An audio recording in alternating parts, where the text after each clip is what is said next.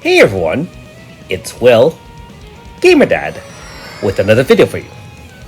So apparently, there are better ways to get XP nowadays, such as doing the phase shift in the newest main story part 3. However, I guess I did the original tried and true method using May and Frogicide. And so, without further ado, in tonight's video, we're going to take down Tsubame's second and more difficult manifest fights, and as usual, I'll try to show 3 different methods by which I decided to beat it. Now, if you haven't already, make sure you like and subscribe to my channel, I really appreciate it. I also do have a Patreon account for those who want to support me this way.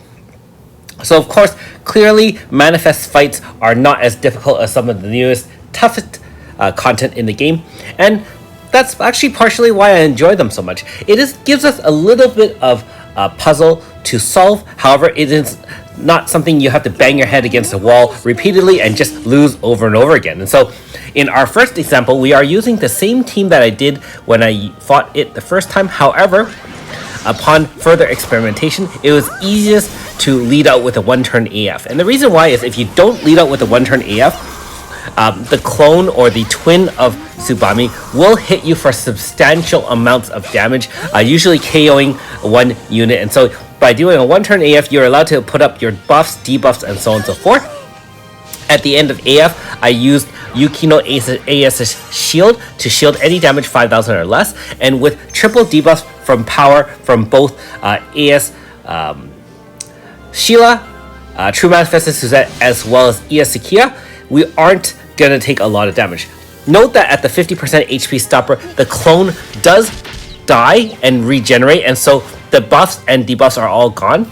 And so if your team is a little bit slower or you're not able to one-shot kill it after the HP stopper, the twin can kill you off. Also note that if you don't do a one-turn AF, the twin, if you don't kill it in the first couple moves after it attacks you, it will kind of merge with Tsubame herself, such that she'll unleash an extremely powerful Chaos Shuriken instead of her weaker Chaos Shuriken at the 50% HP stopper. And so bear in mind that you really do want to end the twin first if you can't end the main Tsubame, so to speak. However, with most teams nowadays, it should be fairly straightforward in order to take it down. Now keep in mind, of course, I do have a veteran mature roster with most of the Grasta available in the game, and so if you are relatively new to the game, you may have less damage dealt and not have as much access to all the Grasta out there. So my suggestion is definitely to get as many pain and poison Grasta as you can, and certainly if you work through the main story, you can have access to some of those agony or more powerful pain Grasta, among other things that you can grind out, and they really do unlock most of the damage potential in the game. Kiryu, of course, is carrying our Grasta for Lost Lab Suzette. Okay, so that was pretty fun, relatively straightforward. However, let's do something really broken with our scam units as usual. We are bringing our full-on scam team, Ultra Xion Perfection, with Ify, as well as Eva and Flamen. So we just one-turn Paper Tiger, preemptively with Falcon badge. Ify preemptively applies Rosa Liliac for pain and poison.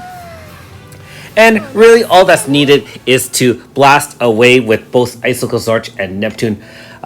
Yeah, that's really all that's needed. Not much to say there. And the only thing you really need to do is make sure that Eva acts before Flam, because she will hit 4 times with Icicle Zorch with above 50% HP. And then, you know, your blood contract from Ify will help Flam survive. And then Flam will one-shot Neptune with her nice blue shiny meatball. Same thing here, standard Grasta, all pain or agony, all enhanced with MP consumption, aka Rose with Thorns, as well as adversity, aka enemy numbers, as well as the bullseye, which increases 50% damage outside AF. And finally, in our third example, we are using a slash-based team. Note that we do have different elements on the team. Remember that Tsubame is earth-based, and so you can either use earth or wind. Why do we have Orlea here? Well, in my third example, unfortunately, if you don't have ways to bring people back from the dead, or just win outright, or have multiple levels of shielding, you will need some hold ground mechanics. And Orlea is great as giving it because Orlea gives you a free one as long as she starts at the front line, and it's not a conditional hold ground. It is one that as long as you're above 1 HP, you won't die, and so that is really, really nice in helping us survive. Note that once you get to the HP stopper, again, the clone does give everyone on their side a 50% damage reduction shield for 1 hit, and the twin can act first.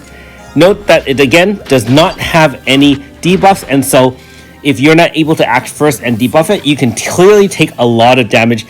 The main unit does still have the 50-50 debuff from Orlea, and so by bringing Orlea into the team, just by her existing, you can cast things like Alumage, which gives everyone 50% speed, power, and int, helping you deal a lot more damage.